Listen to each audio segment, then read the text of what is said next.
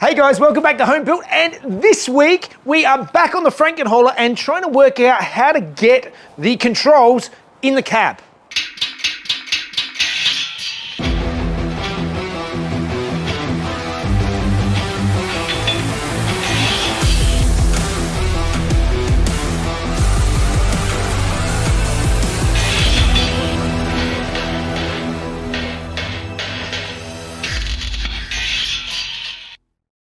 All right guys, welcome back, and those watching last week will have seen that I got the front end of the Frankenhauler all back on, and it is looking fantastic. It's actually looking like a truck, a little bit like what it is going to look like.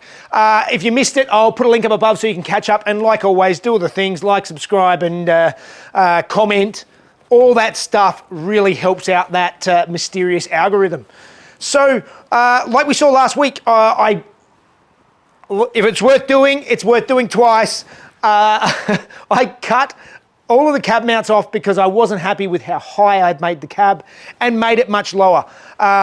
Much happy with the ride height now. It will be lowered a couple more inches, probably going to get it to sort of a nice height that I would like. But it's not going to be crazy low because it's still a big truck, so it doesn't have to be scraping the ground to actually look like it's sort of a low sort of old hot rod type thing. And getting it lower is going to help getting cars on and off the back once I do that crazy system that I've talked about in the previous videos. So talking about the lowering, all right, so there were lots of suggestions about lowering at the rear. Now, I did mention that Jay from Low Standards, when he did his coaster conversion, he found some leaf springs from another Japanese truck that were about the same length, but they were just a flatter spring, and that got the rear end lower. I mentioned I might look at doing the same. I've since looked at a bunch of your comments. One of the most common ones coming through all the time was lowering blocks. Now, I have used lowering blocks in the past. Many years ago, I did build a couple of mini truck, lowrider type utes. And basically what a lowering block is you get these basically big U-bolts that hold the axle down to the spring perch. You basically get longer U-bolts, and you get a block, usually like a block of machined aluminium or something along those lines, that goes in between the axle and the leaf spring. So essentially you're lifting the axle up, which is actually bringing the chassis down. The issue is that this is a much heavier spring than what I'd used in the past, and I don't know whether you can actually get lowering blocks for something of this scale. You can definitely get it for the Toyota Hiluxes and things like that, but either way, I did a bit more research, and a better way of doing it, I've talked to some local companies who can actually reset the spring. So they're spring manufacturers who can either remake the springs, or even easier is they can actually just reset the springs, keeping the same tension. They can just take a bit of the bow out of it and lower it to whatever exact level I want. So I can sort of, when I'm ready, I'll wind the front down, I can remove the rear springs, take them in and get them reset. So that is going to be relatively straightforward. So I think with that done, let's go back to the front and show you what we're going to do this week.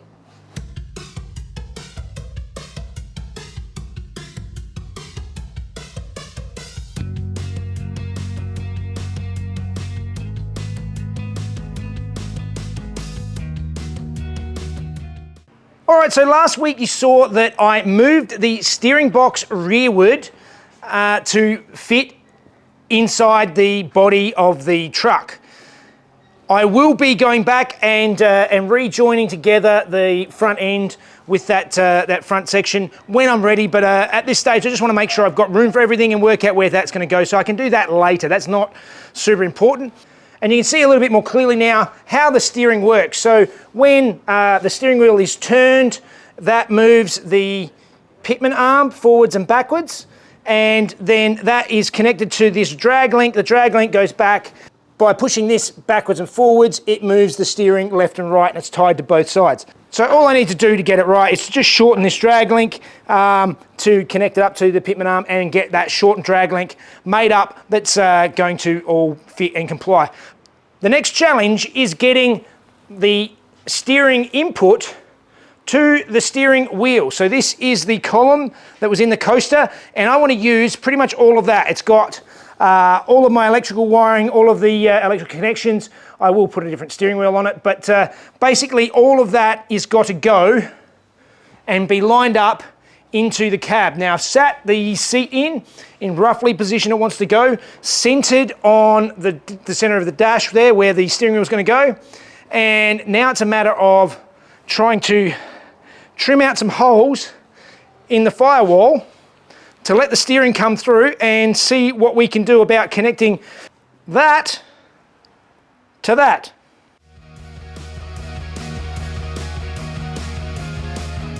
So you can see here I start by marking a rough location where I want to go, and I drill out the corner so I have a nice even rounded hole to put my steering shaft through.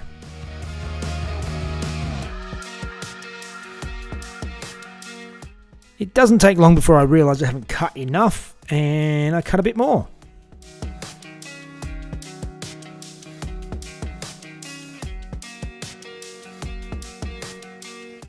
And then I cut a bit more.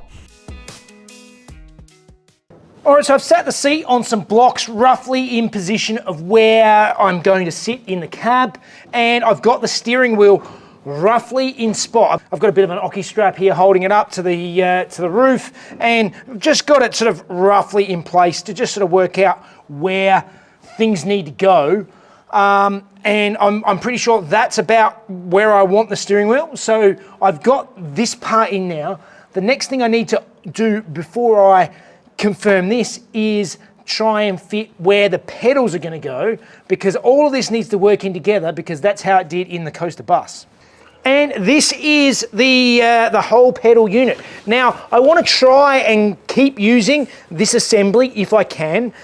It was designed to go up under the dash of the coaster bus, and I want to see if I can do it, because it already has the clutch and brake pedals here. It has the booster. Obviously, the booster is inside the cab on the bus, so that's the way I'm going to put it here, just because it's already done. If I don't have to reinvent the wheel, I don't want to. So if I can fit this in under the dash and still work, that's the way I want to do it. So let's see what I need to do to get this fitting.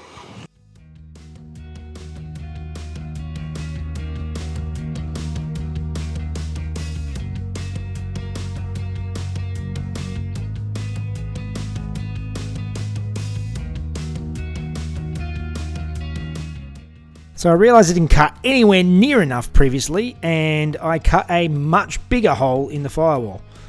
But ultimately I was trying to cut as little as possible each time so that there's less to repair.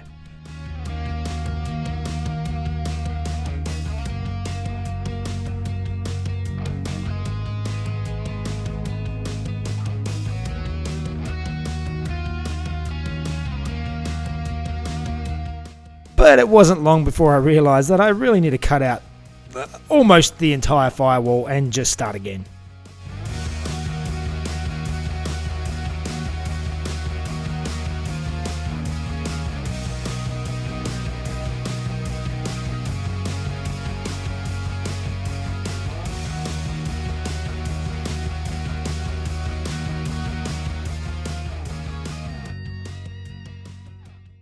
All right, that was a lot of cutting and trimming and cutting little tiny bit at a time, until in the end I basically had to cut out the entire firewall, as you can see here. And I've got some clamps holding things into place. And if we come around, I've sort of strung everything up and roughly got the pedals in place and the steering wheel in place, just so I know where everything needs to go to do what it needs to do. Now, this is all very, very rough positions, but you need to do this sort of thing to try and work out the ergonomics of the cab and how everything's going to work. Can I actually sit in it? Is there space? I mean, I'm not a big guy, so I obviously want space so the seat can slide further backwards if someone's taller. I'm here at the moment. I can reach the pedal. That's the brake pedal there. That sort of seems to be in a pretty good spot. The clutch pedal's in a good spot. The steering wheel is in not a bad spot. I could probably even be a little bit closer and be like that. And everything sort of feels like it's roughly in place. I'm centered. So now I need to work out how to actually mount everything where I've put it. Because now it's all just floppy and loosely clamped into place. The difficult part is in mounting it securely and firmly, and particularly with things like the brakes and the steering, they need to be rock solid. Okay, so I've been sitting and looking at this for quite some time, just trying to wrap my head around what I need to do to make everything fit the way I want it. So you can see here that the brake booster is currently bolted onto this framework here. So that is a lot of structure. So I need to really make some structure that the brake booster can bolt onto here, maybe integrate this whole piece into a mount that joins onto the body and reinforce everything there. Now I need to clearance this stuff a bit more because I need this, this is the steering joint to come up a bit higher to be a better plane to line up with my steering box. This arm here is redundant. This will get tied in here somehow and reinforced. The clutch pedal at the moment is over far too far and is actually touching one of the heater hoses, and I need to get this all over because obviously it's very close to the side of the engine. I'm going to have to build a firewall out somewhere around here and box this in so that it's separate from the engine bay, but I can do that relatively simply, I believe. So it's time for a bit more hacking. As far as the clutch pedal goes, I can bend this over so the clutch pedal travels closer to here, because also when we go inside, at the moment, the brake pedal is not in too bad a spot. It is slightly towards the right of where the steering wheel is, but it's not too bad. There's plenty of room for the accelerator here, but the clutch could come over a little bit further. So that's all doable in the scheme of things. So it's just a matter of some thought about where everything goes. As far as the master cylinder goes, I need to probably mount the brake booster another probably 10 millimeters back further so that there's a bit more space for this master cylinder. That's where it's going to live. There is going to be a panel I'm going to make up underneath the dash to lower it down. Most of the people who build these mid-50s Fords put a lower dash on where you can put air vents and just have a little bit of space to hide air conditioning and things like that. So that will work quite well. So let's start trying to make something up to hold in this master cylinder where I want it.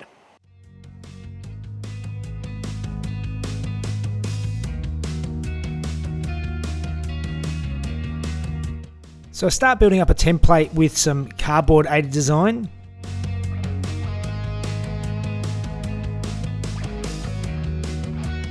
Once I've got a rough idea, then I start transferring it all into CAD on the computer, getting it ready so that I can cut it out with the plasma table. Definitely makes making brackets like these, particularly with nicely evenly spaced bolts and things like that, so much easier to just be able to whack it all into the plasma table and come out with a usable piece.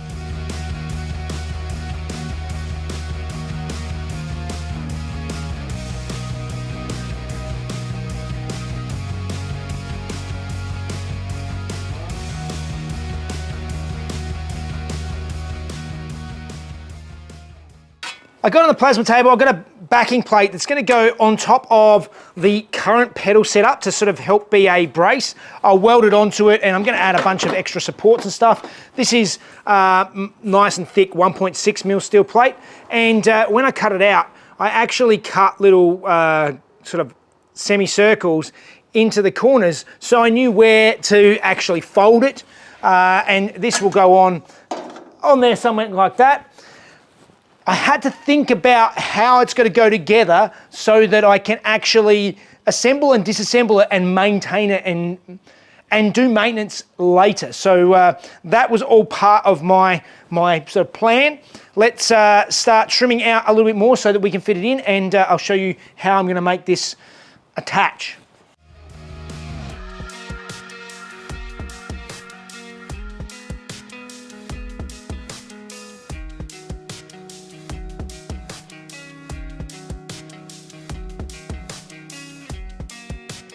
So to start with, I'm just using self-tapping screws to hold things into place, just so I can get the location, and a lot of this is all trial and error at this stage.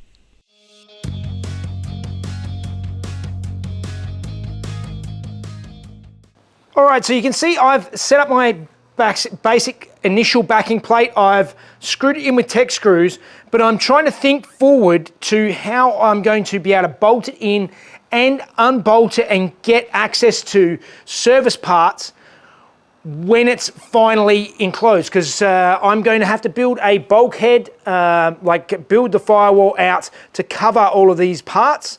I'm going to enlarge the cab, give myself some more foot room, etc. That's not too difficult, but being able to access it and service it later, that's something that needs a lot of thought. So I'm pretty happy with that now, but I think now what we might do is we might actually try and bend this clutch pedal over so that I can actually reach it from in the cab.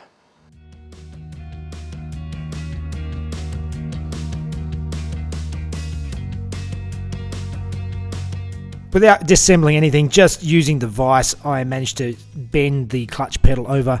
That's a pretty simple job. And now I'm starting to make some extra bracing to hold the whole pedal assembly in and bolt it to the firewall.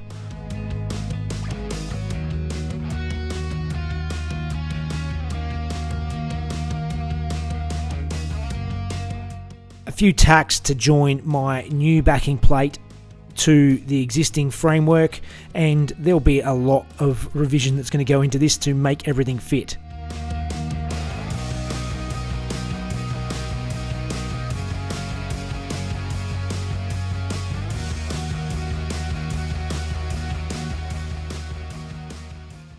All right, that was a lot of time spent this week just sitting back and thinking and trying to work out what's actually going to function in this job. It's trying to make everything fit, work out so that everything is ergonomic and basically the seat's in the right position, the pedals are in the right position where I can actually use them properly. The steering wheel, I actually have it set up now, so I have quite a bit of room behind me.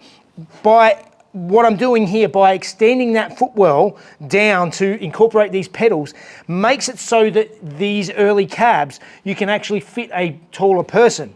Some of you may not be aware, but there's basically these mid-50s F trucks were 53, 54, 55 were all basically this cab, which is a smaller cab than the 56 that looks almost the same to the uninitiated, but it is actually a bigger cab. The doors actually have an extension on them. They're physically bigger, and that's why everybody likes to go with the 56. I am stuck with the smaller cab, and this now still leaves me plenty of room behind where the seat could go back, so if there's a taller person, they'll be able to use the truck as well. I'm only 5'8", so it's not that big of a drama. But all of these things are really difficult to try and make it all work together, taking the coaster stuff without reinventing the wheel, trying to use that stuff to actually function in the old Ford truck cab, and I think I'm getting there. I may actually lift the pedals up another 10 millimeters or so, I think would just be right, but that is all going to have to happen next week because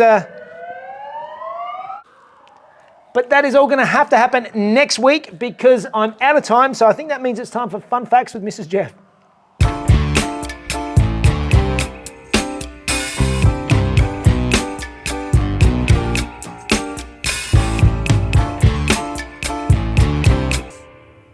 Hey guys, after the outbreak of the Polish-Soviet War in 1919, the Polish army found themselves severely under-equipped. They had a small number of FT tanks that arrived with the Blue Army, but they still needed some light reconnaissance vehicles. An inventor named Tadeusz Tansky then designed the Ford FTB in less than 2 weeks. The project was based on the Ford Model T with the chassis reinforced, and it had armoured plating made from scrapped armoured German trench shields. The fuel tank was relocated and the crank was extended to allow the engine to be started from the inside. In spite of the extra weight, they managed well in heavy terrain and they were easy to service due to the popularity and the abundance of the Model T. It was cramped inside the vehicle with the driver steering from a squatting position, and the vehicle would overheat on longer cross-country drives. Although 16 or 17 of these vehicles were produced, production ceased in 1921 with the end of the war. Oh, that's a bit of comfort you really don't need. Oh, you really felt it go down when you got in. Rude. All right, well, this week was a lot of sort of sitting and thinking, and I've still got a lot further to go, but we have pedals now that are roughly in position. I've loosely worked out how everything is going to go together, so it's a matter of just now reinforcing it and building the structure again around what I've done. More to come. Hopefully, yeah, some more fun next week. Sounds exciting. Like and subscribe. If you haven't, let Jeff know what you think. He loves reading comments. Patreon, of course, to help us out and see the videos today early with no ads. And keep on trucking. All right, guys. See you guys. Keep on trucking. But they still need some light reconnaissance vehicles. Reconnaissance. That's right. Reconnaissance. I knew I was saying me when I said it. Yeah. I was thinking of renaissance. Reconnaissance. Reconnaissance is what you It's said. the same word in French. It means to recognise. Connaître is to know, to like, and yeah. But they still needed some light reconnaissance. Come on. You can do it. All right. But they still needed some light reconnaissance. Reconnaissance. What is wrong with me? Okay. But they still needed some light reconnaissance vehicles. Is that right? Yes.